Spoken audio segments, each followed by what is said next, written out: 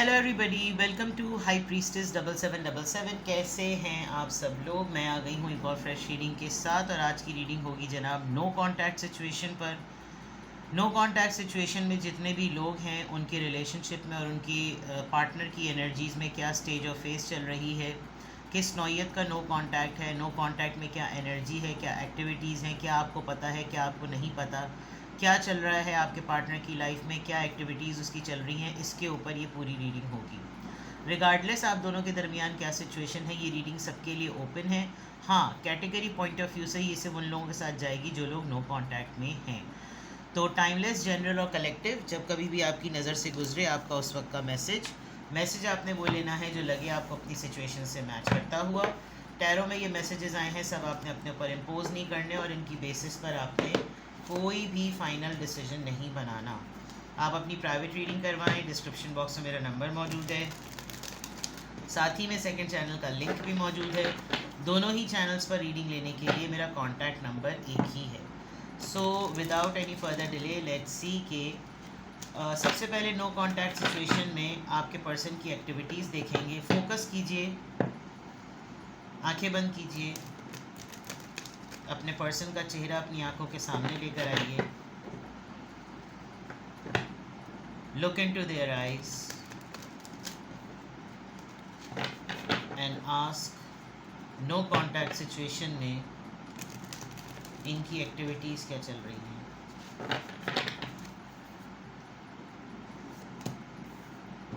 Marrying for money, oh oh oh, into you, good chemistry, great vibes, positive. Ignoring,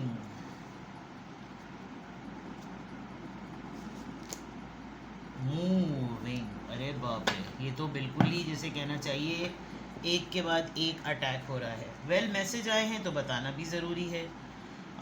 no contact situation में अगर आपको बिल्कुल भी नहीं पता कि आपके पर्सन कहाँ हैं इस वक्त, क्या कर रहे हैं, हो सकता है इन्होंने अपनी फैमिली में किसी की शादी ऐसी फिक्स कराई हो जिससे इनको बहुत बड़ा पैसों की मद में फ़ायदा होने वाला हो, जैसे वट्टा सट्टा होता है, या ख़ुद ही ये किसी ऐसे इंसान से शादी कर रहे हैं। क्योंकि नो कांटेक्ट में आ गए ना, तो अब कुछ भी नहीं पता, कुछ भी हो सकता है। आपके साथ कोई ताल्लुक़ नहीं है, आपको कोई इत्तला नहीं है, आपको कोई ख़बर नहीं है। जहाँ पे भी है शादी का कोई ऐसा मामला है, कोई इनसे शायद पैसों के लिए शादी कर रहा है और उस लड़की को, या क्योंकि दुल्हन ही बनी हुई है तो दुल्हन का इमेज एक ब्राइड या उसमें नहीं, it's a sign of a person, it could be man as well. लेकिन शायद इनसे, इनकी जो शादी हो रही है, इनकी जिससे शादी हो रही है, उनके साथ इनका कोई लगाव नहीं है, कोई अटैचमेंट नहीं है, लेकिन फैमिली स्टेटस, फाइनेंशियल स्टेटस की वजह से इनको शादी ऐसी ही जगह पे करनी पड़ रही है। Yes, this is something to satisfy, लेकिन अगर शादी हो रही है तो इस सेटिस्फैक्शन का कोई फ़ायदा नहीं कि they are more into you, आपसे अटैच हैं, आपके बारे में सोचते हैं, डिलिबरेटली आपको इग्नोर किया हुआ है और ऐसा शो किया हुआ होगा कि बस ये सब कुछ इस वक्त बेजारी है। अगर तो ये वाकई आपको बात पता है तो शायद आप ख़ुद कहीं मूव कर रहे हैं, या इन्होंने पैसों के लिए अगर इनका कहीं रिश्ता फिक्स हुआ है या ये शादी कर रहे हैं, they are more into you, तो ये अब इस जगह से जा भी रहे हैं। शायद सेटल भी हो गए हों, कहीं और रहने के लिए भी चले गए हों, अपना ऑफिस कहीं शिफ्ट कर दिया हो, कहीं ऐसी जगह पे मूव कर रहे हो जहाँ घर और ऑफिस बहुत करीब है। कोरियर, शिपमेंट, ऑनलाइन शॉपिंग, ये जितनी भी ऐप्स होती हैं उसका कोई काम करते हैं। इनका कोई शिपमेंट स्टोर है, कोई गोडाउन है इनका, या कोई ऐसी चीज़ जहाँ पर बहुत सारी लेबर काम करती है, ये कोई लेबर वर्क करते हैं, इधर से उधर सामान करना, इंपोर्ट एक्सपोर्ट का काम, कोई ऐसी चीज़ जो जहाँ की इनकी एक्टिविटीज़ नज़र आ रही हैं। एक्टिविटीज़ में इग्नोरेंस, आपको इग्नोर करना, डिलिबरेटली इग्नोर करना, एक फुल फ्लेज एक्टिविटी नज़र आ रही है, चाहे आपके साथ कितनी ही अच्छी केमिस्ट्री क्यों ना हो। इस पूरे सूरत हाल में अगर कुछ सोचते हैं कभी तो आपकी पॉजिटिव और ग्रेट वाइब्स का सोचते हैं, लेकिन भाड़ में गई ऐसी वाइब्स अगर वाकई ये नो कांटेक्ट में रहते हुए ऐसा कुछ कर रहे हैं तो। कुछ लोग मुझे, जब मैं कभी भी वो करती हूँ रीडिंग्स, तो वो मुझे इतना फ्लैटली कमेंट में बताते हैं कि दीदी कल उसकी शादी हो गई, दीदी कल उसकी शादी फिक्स हो गई, दीदी नेक्स्ट मंथ उसकी शादी है।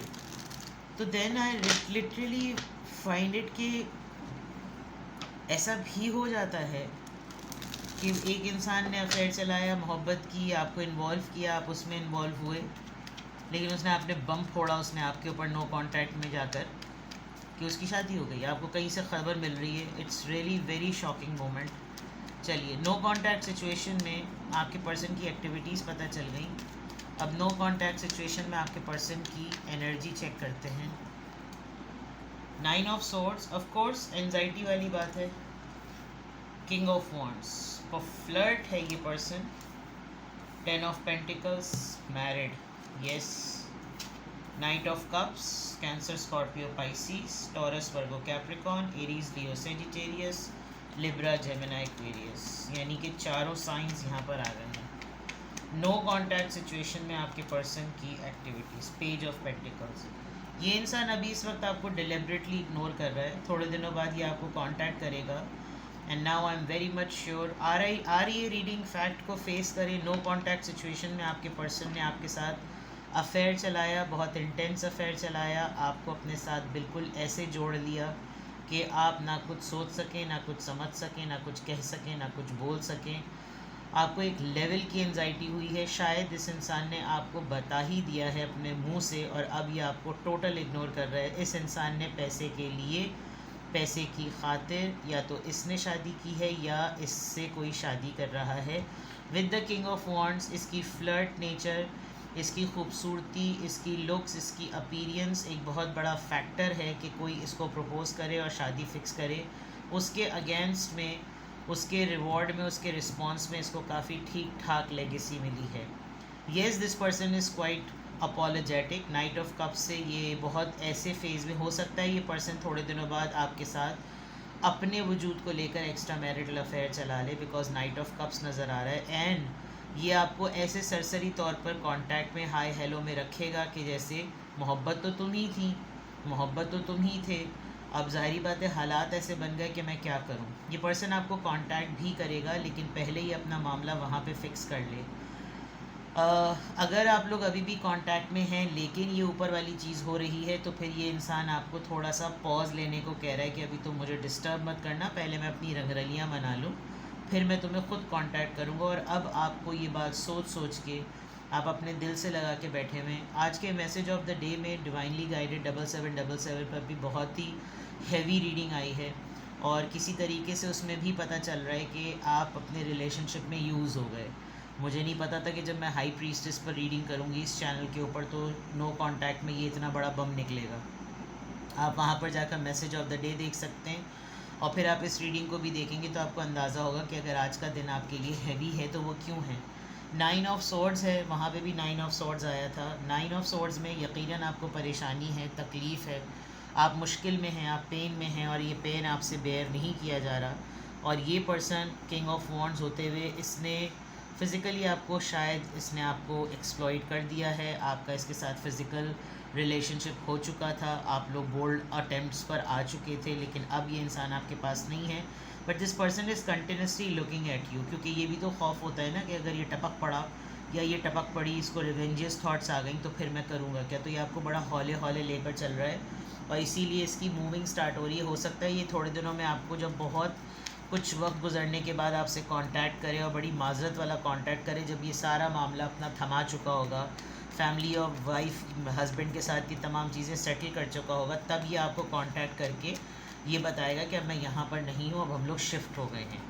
तो लानत है माजरत के साथ ऐसे इंसान के ऊपर, लेकिन आपकी अक्ल भी जो थी वो बादाम ढूंढने गई थी कौन सी ब्रांड का खाना है, तो अक्ल बादाम खाने से नहीं आती, अक्ल धोखा ही खाने से आती है।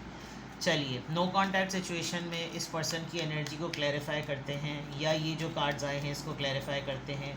9 ऑफ सोर्ड्स किस एंजाइटी को डिक्लेयर कर रहा है? The emperor. कंट्रोलिंग है ये पर्सन, आप बहुत कुछ समझने के बावजूद इस इंसान के सामने कुछ बोल नहीं पाते।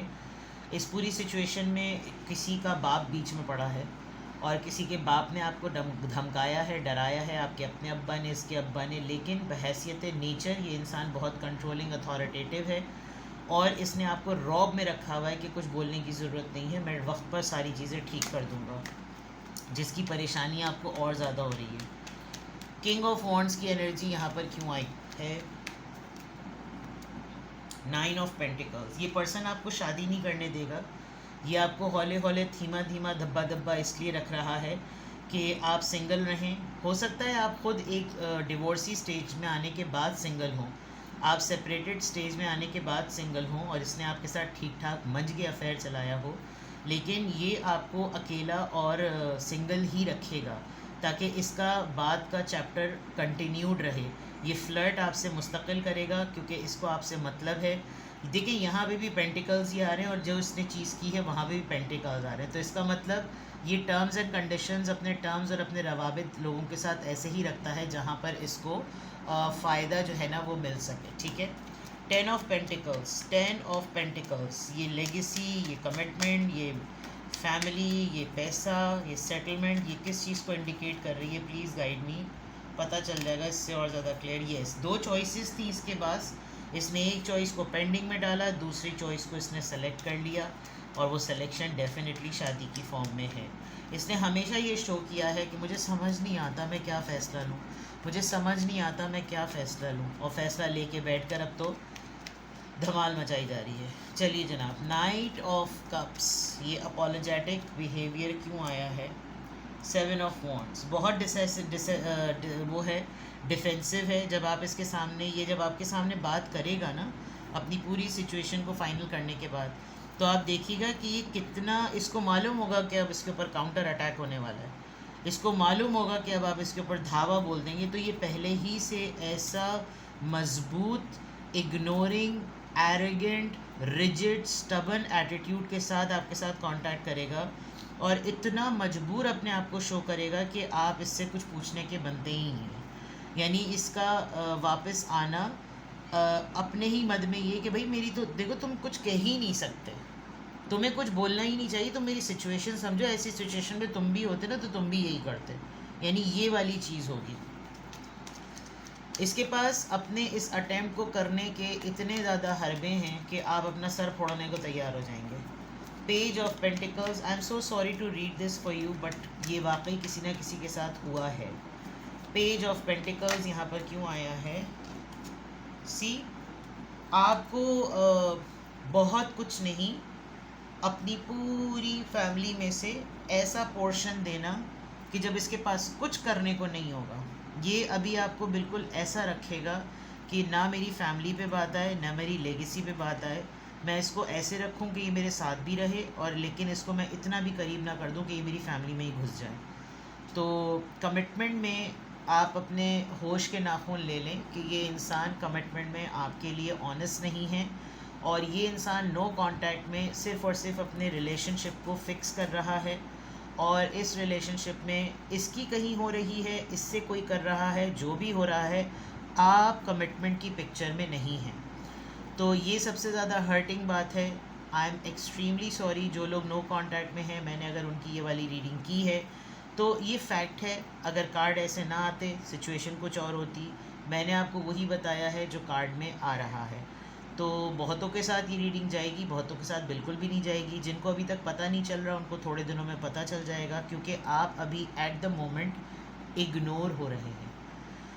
तो हिम्मत आपको, दुआएं आपके लिए, और ज़िंदगी मूव ऑन करने का नाम है। अब बाकी के दिन इसके ऊपर ज़ाया मत कीजिए। अपना बेहद ख्याल रखिएगा। Bye bye.